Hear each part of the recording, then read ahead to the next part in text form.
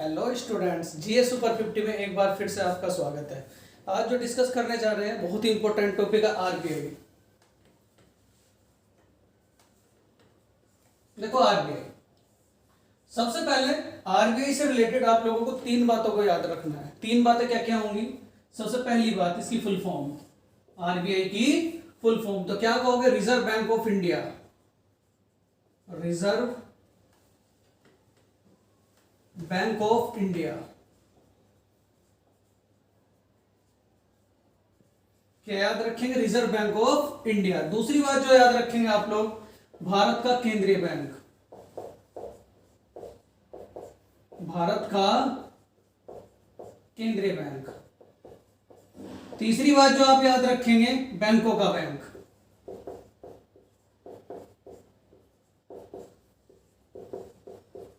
तो अगर पेपर में ये क्वेश्चन पुटअप किया जाए कि भारत का बैंकों का बैंक किसे कहा जाता है तो क्या कहोगे?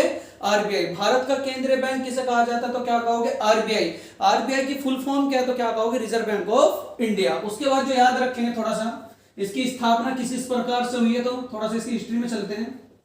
स्थापना, देखो स्थापना की अगर मैं बात करूं तो सबसे पहली बात, इसका अधिनियम। क्या याद रखोगे? अधिनियम। तो अधिनियम से रिलेटेड जो याद रखेंगे बातें वो होगा 1934 कि जो आरबीआई की स्थापना हुई थी वो कौन से अधिनियम के तहत हुई थी, तो क्या कहोगे? अधिनियम 1934। उसके बाद इसकी स्थापना, अगर मैं स्थापना की बात करूं तो क्या कहोगे? 1 अप्रैल, बहुत आता है पेपरों में सवाल, 1 अप्रैल 1935। 1 अप्रैल 1935। अगर मैं बात करूं इसके राष्ट्रीयकरण की, तो राष्ट्रीयकरण कब हुआ था? तो 1 जनवरी 1949। 1 जनवरी 1949। देखो जो अभी तक आप लोगों ने पढ़ा, सबसे पहली बात क्या पढ़ी? आरबीआई से रिलेटेड तीन बातें याद रखेंगे। इसकी फुल फॉर्म, तो इसकी फुल फॉर्म क्या है? Reserve bank of India. दूसरी बात, बैंकों का बैंक। और तीसरी बात, भारत का केंद्रीय बैंक किसे कहा जाता है? आरबीआई को। उसके बाद अगला जो पॉइंट याद रखेंगे आप लोग कि आरबीआई की स्थापना कौन से अधिनियम के तहत हुई थी, तो क्या कहोगे? अधिनियम 1934। आरबीआई का राष्ट्रीयकरण कब हुआ था तो क्या कहोगे? राष्ट्रीयकरण के बारे में अगर बात करेंगे तो क्या कहोगे? 1 जनवरी 1949। और स्थापना कब हुई थी? 1 अप्रैल 1935। ठीक, अगर आप इसका स्क्रीनशॉट लेना चाहे तो ले सकते हैं। आगे देखो, आरबीआई से कुछ क्वेश्चंस और बनेंगे। वो क्वेश्चंस क्या क्या होंगे? कार्यालय से रिलेटेड। देखो सबसे पहले अगर मैं कार्यालय की बात करूं, सबसे पहले अगर मैं कार्यालय की बात करूं तो इसका सबसे पहले कार्यालय कहां था? कलकत्ता। कहां था? कलकत्ता। उसके बाद कलकत्ता से इसका जो कार्यालय स्थानांतरित किया गया तो वो कहां किया गया? मुंबई। वो कहां किया गया? मुंबई। तो अगर आप लोगों से ये सवाल पूछ लिया जाए कि वर्तमान में आरबीआई का मुख्यालय कहां है तो क्या कहोगे? मुंबई। और अगर ये क्वेश्चन पुटअप किया जाए कि भारत के आरबीआई का सबसे पहला मुख्यालय कहां है तो क्या कहोगे? कलकत्ता। देखो मुंबई के बाद अगर आप लोगों से और क्वेश्चन पुटअप किए जाए मुख्यालयों से, इसके उप कार्यालय कितने हैं?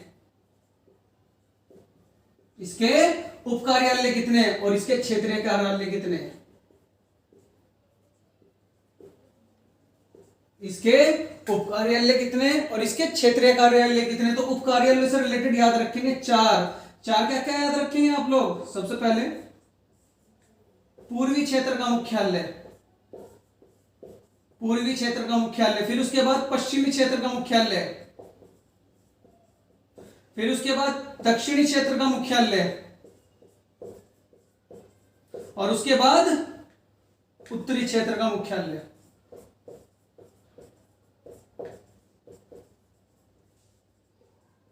और उत्तरी क्षेत्र का मुख्यालय। देखो पूर्वी क्षेत्र के मुख्यालय की अगर मैं बात करूं तो क्या कहोगे? कलकत्ता। पूर्वी क्षेत्र का मुख्यालय का डायरेक्ट क्वेश्चन पुटअप कर लिया जाए तो क्या कहोगे? कलकत्ता। पश्चिमी क्षेत्र का मुख्यालय तो क्या कहोगे? मुंबई। और उसके बाद दक्षिणी क्षेत्र का मुख्यालय तो क्या कहोगे? चेन्नई, यानी कि जो महानगर है चेन्नई। और उसके बाद अगर उत्तरी क्षेत्र के मुख्यालय की बात करें तो क्या कहोगे? दिल्ली। क्या कहोगे? दिल्ली। तो ये थे आप लोगों के चार उप कार्यालय। उसके बाद अगर क्षेत्रीय कार्यालयों की बात करें तो टोटल क्या कहोगे? 27। टोटल क्या कहोगे 27। इस प्रकार आप लोगों ने पढ़ा आरबीआई के मुख्यालय। देखो सबसे पहला सवाल क्या याद रखेंगे कि आरबीआई का सर्वप्रथम मुख्यालय क्या था, तो क्या कहोगे कलकत्ता।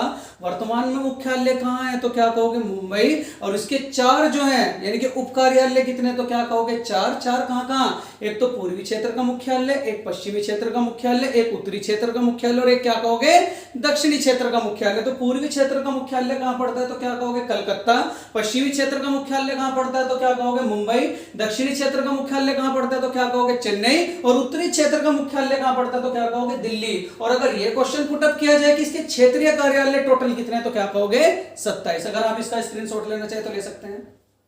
आगे देखो, अगर मैं बात करूं इसके गवर्नर से रिलेटेड, देखो यहां से भी एक क्वेश्चन जरूर पुटअप कर लिया जाता है कि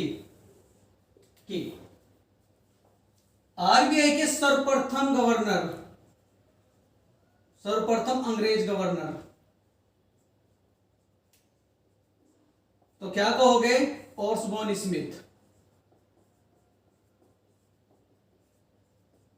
ऑर्सबॉर्न स्मिथ आरबीआई के प्रथम अंग्रेज गवर्नर कौन है, तो क्या कहोगे ऑर्सबॉर्न स्मिथ। उसके बाद पहले भारतीय गवर्नर,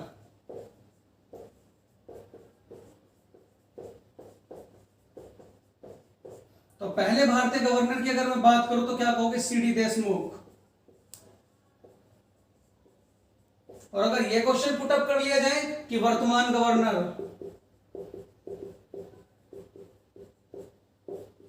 तो क्या कहोगे शक्तिकांत दास। इसे थोड़ा स्टार देंगे क्योंकि इंपॉर्टेंट सवाल है, शक्तिकांत दास। और इनका क्रम कौन से नंबर का, तो क्या कहोगे 25वें। देखो गवर्नर से रिलेटेड आप लोगों ने 3 क्वेश्चन पुटअप किए। इसके सबसे पहले गवर्नर कौन थे, इनके अंग्रेज गवर्नर, तो क्या कहोगे ऑर्सबॉर्न स्मिथ। उसके बाद पहले भारतीय गवर्नर, तो क्या कहोगे सीडी देशमुख। अगर ये क्वेश्चन पुटअप कर लिया जाए कि वर्तमान में आरबीआई के गवर्नर कौन है, तो क्या कहोगे शक्तिकांत दास। और वो है कौन से नंबर के, तो क्या कहोगे 25वें नंबर के। एक और सवाल, ये दूसरी स्लाइड चल रही है आपकी। अगर मैं बात करूं आरबीआई के गवर्नर के कार्यकाल की, आरबीआई के गवर्नर के कार्यकाल की, तो क्या कहोगे 3 साल। आरबीआई के गवर्नर का कार्यकाल कितना कहोगे 3 साल। अगर मैं बात करूं आरबीआई से ही, आरबीआई के गवर्नरों में सबसे लंबा कार्यकाल और सबसे छोटा कार्यकाल, सबसे लंबा कार्यकाल और सबसे छोटा, तो सबसे लंबा कार्यकाल किसका था, बीएस रामाराव, बीएस रामाराव। ठीक, इनका कार्यकाल कब से कब तक था 1949 से लेकर के 1957। उसके बाद अगर मैं बात करूं सबसे छोटा कार्यकाल, तो क्या कहोगे अमिताभ घोष। इनका कार्यकाल कितना था टोटल 20 डेज।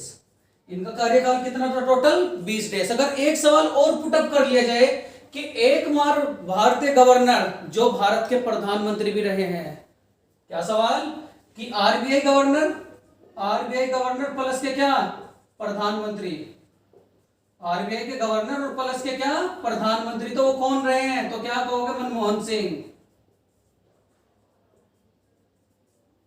क्या कहोगे मनमोहन सिंह। अगर आप इसका स्क्रीनशॉट लेना चाहे तो स्क्रीनशॉट ले सकते हैं। आगे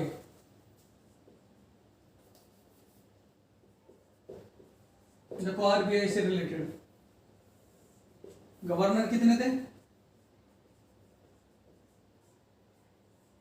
और उप गवर्नर कितने थे।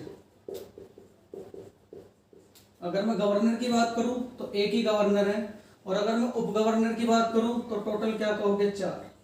टोटल क्या कहोगे 4। जो हमारा मेन गवर्नर है वो कौन है, शक्तिकांत दास। शक्तिकांत दास। देखो अगर इनकी सैलरी से रिलेटेड बात करें तो जो टोटल इनकी सैलरी, तो क्या कहोगे 2.5 लाख। टोटल क्या कहोगे 2.5 लाख। लेकिन डीएटीए मिलकर के इन्हें जो टोटल सैलरी मिलती है वो मिलती है कितनी 2,87,000। 2,87,000। और अगर मैं उप गवर्नर की बात करूं तो टोटल कितने 4। कौन कौन से, एमडी महापात्रा,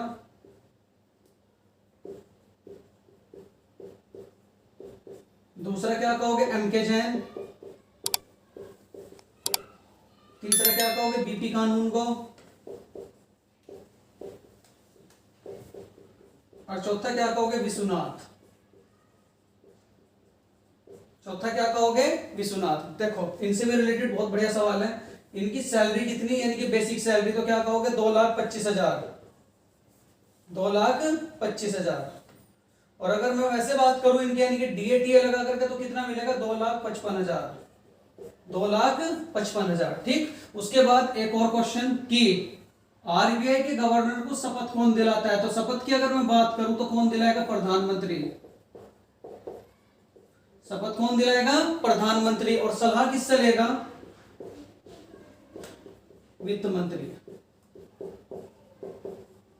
सलाह किससे लेगा, वित्त मंत्री। अगर आप इसका स्क्रीनशॉट लेना चाहते हैं स्क्रीनशॉट ले सकते हैं। आगे देखो आरबीआई, थोड़ा सा और रह गया है। आरबीआई में अगर मैं बात करूं, आयोग,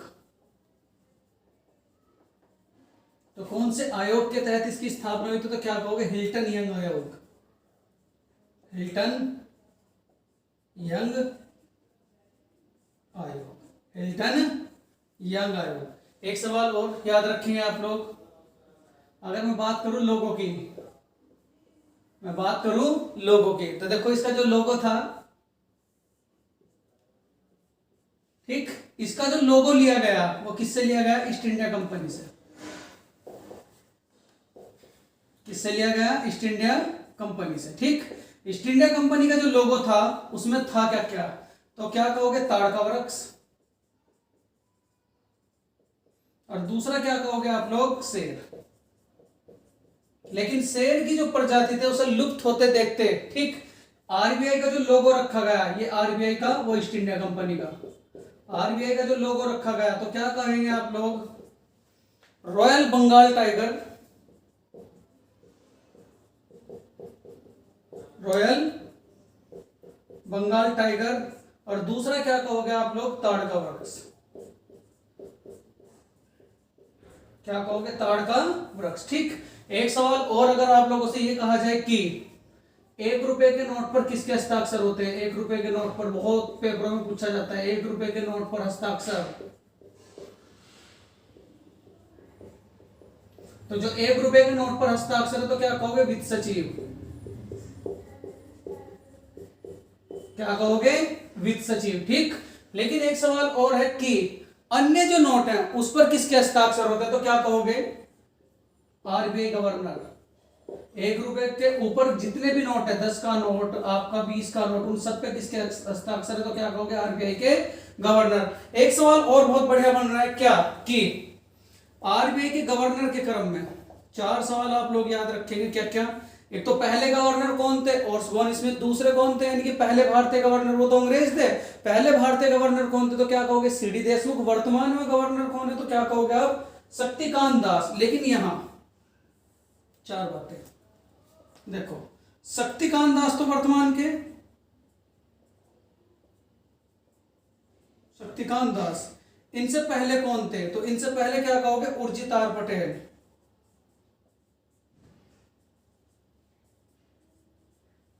और अगर ये कहा जाए कि उर्जित आर पटेल से पहले कौन थे, तो क्या कहोगे, रघुराम राजन।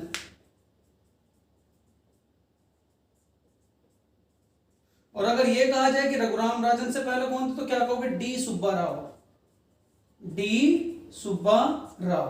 तो ये भी सवाल बन सकता है कि शक्तिकांत दास से पहले गवर्नर कौन थे, तो क्या कहोगे, उर्जित आर पटेल। उर्जित आर पटेल से पहले गवर्नर कौन थे, तो क्या कहोगे, रघुराम राजन। और रघुराम राजन से अगर पहले पुटअप कर लिया जाए, तो क्या कहोगे, डी सुब्बा राव। ठीक। अगर आप इसका स्क्रीनशॉट लेना चाहे तो ले सकते हैं। आगे देखो, अगर मैं बात करूं वर्तमान रुपए के चिन्ह की, ये जो रुपए का चिन्ह है, ठीक, इसे बनाया किसने, तो क्या कहोगे, आईआईटी के एक छात्र हैं, आईआईटी छात्र उदय कुमार। ये जो बनाया है, ये किसने बनाया, आईआईटी के छात्र किसने, उदय कुमार ने। ठीक। एक सवाल ये उठता है कि जो चिन्ह है ये कब आया था, तो क्या कहोगे, सन 2010। सन 2010, यानी कि जो रुपए का चिन्ह है वो कब आया था, तो क्या कहोगे, सन 2010। एक सवाल और उठता है कि ये जो रुपए का चिन्ह है कौन कौन सी मुद्रा से लिया गया है, तो क्या कहोगे? जापानी मुद्रा येन, जापानी मुद्रा येन और ब्रिटिश मुद्रा पाउंड।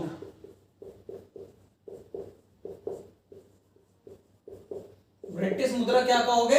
पाउंड। ठीक, तो देखो बहुत बढ़िया सवाल बनना है। जो रुपए का चिन्ह, जो रुपए का चिन्ह अस्तित्व में कब आया था, तो क्या कहोगे? सन 2010। इसके डिजाइन करता कौन थे, तो क्या कहोगे? उदय कुमार। और इसका जो चिन्ह है वो कौन कौन सी तो मुद्राओं का सम्मेलन है, तो क्या कहोगे? जापानी मुद्रा येन और ब्रिटिश मुद्रा क्या कहोगे? पाउंड। जब इसे यानी कि स्वीकृति मिली तो उस समय भारत के राष्ट्रपति कौन थे, तो क्या कहोगे? प्रणब मुखर्जी, प्रणब मुखर्जी। तो ये था आप लोगों का आरबीआई का लेक्चर। अगर Can anybody out there hear me? Hear me?